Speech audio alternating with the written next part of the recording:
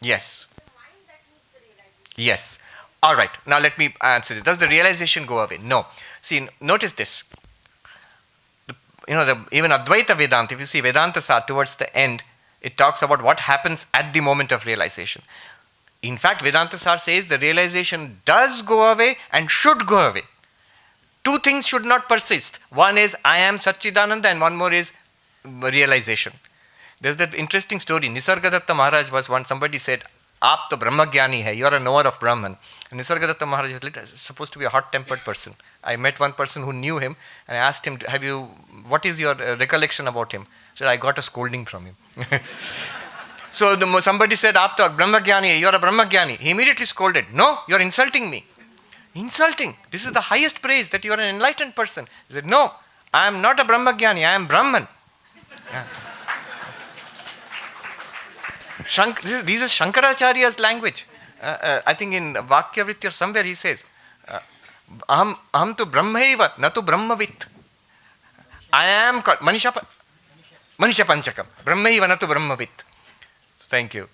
I am Brahman, and this remains clear to the enlightened person. Not that I am a knower of Brahman. And you don't even have to wait for the old age or Parkinson's or some Alzheimer's, deterioration of brain. Then will that remain? No. At the moment of realization, Vedanta Sara says that Brahmakara Vritti, which shows you that I realize that I am Brahman. That Vritti also is technically what is called Badhita. It appears. It's not that your knowledge will go away, but that again remains in the field of appearance. Mind is an appearance in consciousness, and the realization in the mind that I am Brahman is also an appearance in consciousness. I remain as I always was. What does realization do? It removes ignorance. Ignorance is gone forever. Then that realization also is not necessary. Sri Ramakrishna put it so beautifully. He said, if you have a thorn in your flesh, you take another thorn and remove that thorn. Then you keep the second thorn in your flesh after that? No. You throw it away also. And he says, Jnana, Ajnana functions like that. I have ignorance and I get the thorn of knowledge and I remove the ignorance and throw both away. We find it mysterious because that's not how we normally function. How we normally function is, I did not know a subject. I went to the university. I learned that subject. My ignorance is now gone, but I must hold on to the knowledge. Otherwise I'll forget. That's at the level of the mind. This is removing the ignorance about pure consciousness. Once that's gone, pure consciousness was always shining. So it remains absolutely clear. No fear. Then that gentleman there. Swamiji, first of all, thank you so much for this wonderful talk, and Nitri, thank you so much for providing me this opportunity. Tell us your name. My name is Astosh. I'm a researcher at this PhD and have a couple of heart-touching questions which I find heart-touching to ask you. One is, you mentioned that during deep sleep, there is still consciousness, right? You said there is in fact pure consciousness. But if that were really the case when I woke up, I should have had the idea of how long I was in deep sleep, considering I am myself a conscious being. That's my first question. And the second question is, I'm thoroughly glued to the idea of the evolution proposed by Charles Darwin. If that's the case, if you consider everything around us, even the things that I feel as objective because I'm objectively pursuing it, what is really completely subjective? Okay. Let me just quickly answer them. I think we have run out of time. Yeah. So I'll just answer in one sentence as far as I can. The first one is, in deep sleep, I should be aware of the passage of time. No, you won't be. To be aware of the passage of time requires time to be registered by the mind. And therefore, if the mind has shut down in deep sleep, mind and consciousness not being the same thing, that shut down state of the mind is called deep sleep. So there is no registering of any passage of time. That's the Advaitic answer to it. You require to think, even from a subjective perspective, depending on the state of your mind. You might feel something is going on far too long, or you might feel something was very exciting and it was over very fast. So that depends on the state of the mind. If the mind is shut down, no subjective perception of time. The second one you said, so from an Advaitic, why Advaitic? Even the Sankhya or yogic perspective, Darwinian evolution is entirely acceptable. That's a beautiful thing. I have found there is a whole huge, terrible debate in the United States about creationism. We will not accept the conclusions of Darwinian evolution. It's accepted by biology everywhere. In Vedanta, in Sankhya, that's not a problem. It's an evolution of the object presented to consciousness. It can evolve from very primitive forms of life to sophisticated forms of life and so on. And it is experienced by consciousness.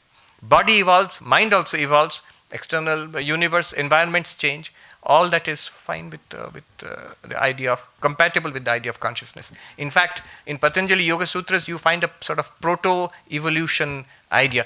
Monier Williams, who compiled the first Sanskrit dictionary, he says, these ancient Hindus were Darwinists 1,000 years before Darwin. Thank you. Thank you.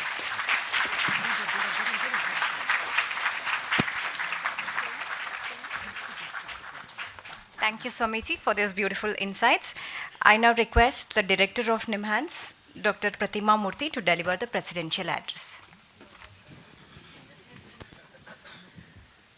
I assure you there is no presidential address, not after this talk. I think it was such a joy to listen. I never thought the joy of debate would be so enthralling. Thank you so much, Swamiji. I think it's been wonderful for all of us. And we looked at so many different aspects of a coin, including the experience of this examination. And I think that was so wonderful. And this ultimate subjective experience. I'll also go away with this promissory materialism, which I also pursue. And I'm not just a director, I'm also a psychiatrist. So at times during your talk, there was some self-doubt. But then I ended up feeling that there is a section of people that I am helping tremendously. But of course, there is so much I can take away in terms of the three important things that you mentioned, which is oneness, which is equanimity, and detachment. I think those are very, very important things that we need to teach people. And therefore, there cannot have been a better place than NIMHANS for you to be delivering this talk, because these are themes. Equanimity, for example, is in some ways the emblem of NIMHANS. And therefore, I think, and we've always looked to integrate in Indian philosophy with modern neuroscience. And therefore, I believe it's an exciting, and I'm sure it was an enthralling afternoon for all of us. In some ways, Swami Sarvapriyananda is doing what Swami Vivekananda did several decades ago. And the audience today,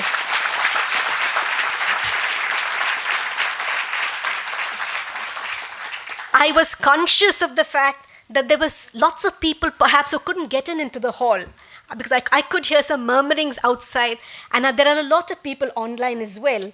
So I think your talk today, especially your deep understanding, not just of Indian philosophy, but so many different approaches to philosophy, particularly, of course, the Advaita Vedanta reflects in how you kind of told us about these complex philosophies in a language that most of us, I think, understood. I'm not so sure we really understood everything, but I think we kind of are making progress towards it.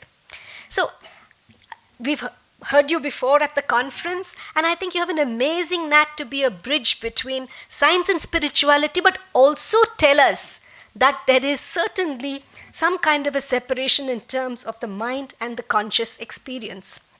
And you took us very logically from a world, on a journey in the world of mind and consciousness. And we've got to learn a lot from this. Of course, consciousness remains the unresolved mystery of science. We've just heard about the limitations of the brain and the mind and how we need to perhaps overcome these roadblocks. We need to continue to do that. And perhaps there are lots of invaluable insights from Advaita Vedanta and Indian philosophy to kind of deal with various intractable problems. You mentioned pain, both physical pain and emotional pain, which is something a lot of people can perhaps use some of these, simple ways of looking at, both objects as well as a subjective experience to overcome that. So I think there's a lot we can learn in terms of not just the philosophy of Vedanta, but also how to be better clinicians, how to be better human beings, and ultimately translate that understanding to making us better people at a much larger level. And therefore, I hope that these dialogues that will integrate the wisdom and insights that we have with the learnings of modern neuroscience, which we are trained to do, and that I believe is the need of the hour. Swami Vivekananda famously said, "Every nation has a message to deliver, a mission to fulfill, and a destiny to reach." The mission of India has been to guide humanity, and I do hope that the insights that you provided will exactly help us to fulfill those missions and to guide humanity to a better state of experience and evolution.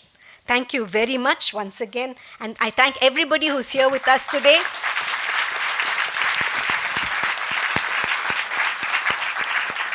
And I just want to end by saying I deliberately did not take the names of specific people in the audience today. I appreciate every single person who's here today, and I think that really describes the oneness of us all. Thank you very much. Thank you, ma'am. We now request the director, registrar, and the deans and Dr. Ravindra to felicitate Swamiji.